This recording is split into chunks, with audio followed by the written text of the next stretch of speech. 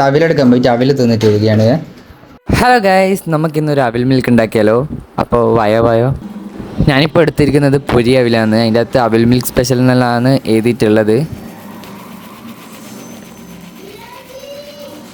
അതിനുശേഷം 5-6 മൈസൂർ പഴം എടുക്കുക. അത് മുറിച്ചിട്ട് ഒരു പാത്രത്തിലിടുക. മൈസൂർ പഴം എല്ലാം തീരാനായി. അപ്പോൾ ബാക്കി 5 ഉള്ളത്. അപ്പോൾ 5 എടുത്തിട്ട് അനിയൻ പറഞ്ഞ് എനിക്ക് അവിൽ മിൽക്ക് ഉണ്ടാക്കി തരുമെന്ന്. എനിക്കിങ്ങനെ ഓരോരോ റെസിപ്പി ഉണ്ടാക്കുന്നതൊന്നും വലിയ ഇഷ്ടമല്ല. പിന്നെ വ്ളോഗ് എടുക്കുന്നതുകൊണ്ട് അങ്ങ് എടുത്തുന്നുള്ളൂ. പഴമെല്ലാം പാത്രത്തിലിട്ടതിന് ശേഷം അതൊരു ഫോർക്ക് വെച്ചിട്ട് ചമ്മന്തി വെക്കുക. ഒരു പേസ്റ്റ് പോലത്തെ തരത്തിലാവണം. ഈ അവിൽ മിൽക്ക് ഞാൻ ഷുഗർ ആഡ് ചെയ്യേണ്ടാണ് ഉണ്ടാക്കുന്നത്. പഴം നല്ല പഴുത്ത അതുകൊണ്ട് നല്ല മധുരം ഉണ്ടാവും കുടിക്കുമ്പോൾ. പിന്നെ കുറച്ച് കാഷ്യൂ നട്ട്സ് ഇടുക. അതിന് എത്രത്തോളം പൊട്ടിക്കാൻ പറ്റുമോ അത്രത്തോളം പൊട്ടിച്ചോ. കുറേ ഇങ്ങനെ വലിയ പീസാകുമ്പോൾ കുടിക്കുമ്പോൾ അത്ര ഇതുണ്ടാവില്ല. അല്ലെങ്കിൽ മിക്സിയിലിട്ട് ഗ്രൈൻഡ് ചെയ്തിട്ട് ഇട്ടാൽ മതി. അതിന് ശേഷം കുറച്ച് ബദാം എടുക്കുക. എന്നിട്ടത് പൊടിച്ചിട്ട് അതിൻ്റെ അകത്ത് ഇടുക. ഞാനിവിടെ നൈഫിനെ കൊണ്ട് കട്ട് ചെയ്തിട്ടാണ് ഇട്ടത്.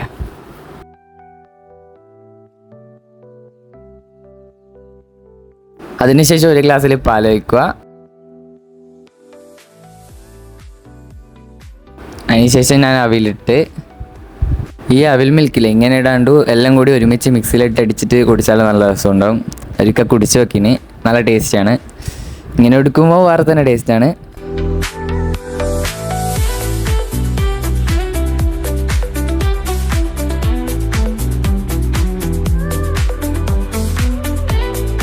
അതിനുശേഷം നമ്മൾ എടുത്ത് വെച്ച ബനാന ഗ്ലാസ്സിലേക്ക് ഇടുക.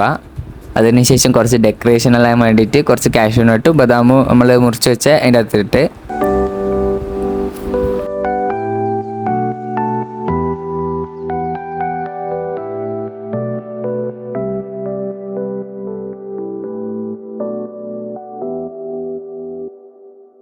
അതിനുശേഷം ആ ഗ്ലാസ് കുലുക്കി എല്ലാം കൂടി ഒന്ന് മിക്സ് ആക്കുക. അതിനുശേഷം ഒന്നും കൂടി ഡെക്കറേഷന് വേണ്ടിയിട്ട് നട്ട്സൊക്കെ അതിൻ്റെ അകത്ത് ഇടുക. അപ്പം ഞാൻ നേരെ പോയിട്ട് അമ്മക്കും അനിയനും കൊടുത്തിട്ട് വരുന്നു guys.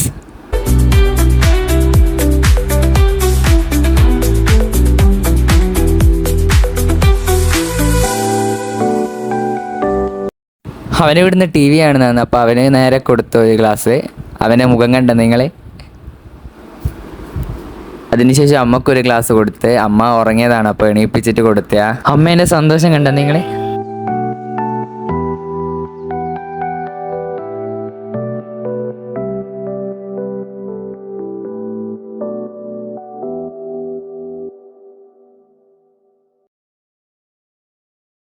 Tata bye, see U.